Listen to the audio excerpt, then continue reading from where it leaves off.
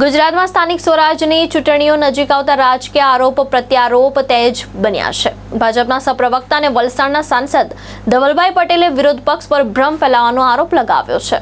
ભારતીય જનતા પાર્ટીના પ્રદેશ કાર્યાલય શ્રી કમલમ ખાતે યોજાયેલી પત્રકાર પરિષદમાં સહપ્રવક્તા ધવલભાઈ પટેલે વિરોધ પક્ષ પર આક્ષેપ કર્યા।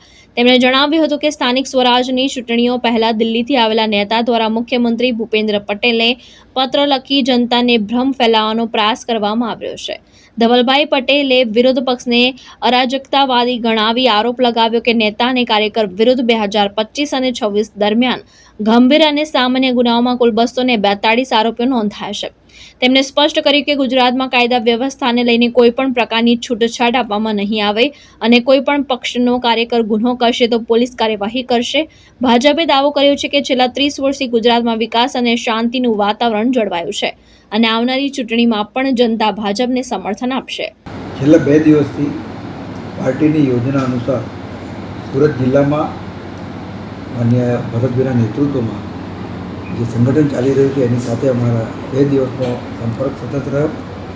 મારી સાથે પ્રદેશમાંથી જે નિરીક્ષકો નિયુક્ત થયા છે એમાં બેન શ્રી જાનવીબેન વ્યાસ અને ઉપેન્દ્રભાઈ રાઠવા અને સમગ્ર સુરત જિલ્લાની ટીમ 2 દિવસ સતત અમે લોકોને સાંભળ્યા છે। કાર્યકર્તાઓનો ખૂબ સારો ઉત્સાહ, ખૂબ ભણેલા ગણેલા લોકોએ ઉત્સાહ દાખવી અને ભારતીય જનતા પાર્ટીમાંથી ઉમેદવારી કરવા માટે આગળ આવ્યા છે।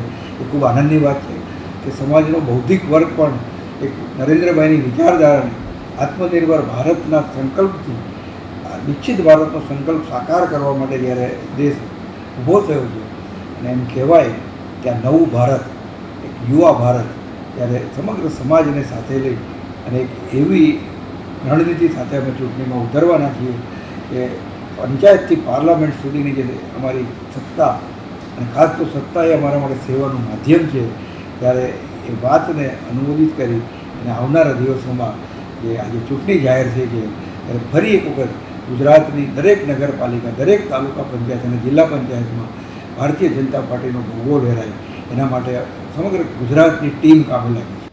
પ્રશાંત પટેલ, દ્રષ્ટિકોણ ન્યૂઝ, બારડોલી, સુરત।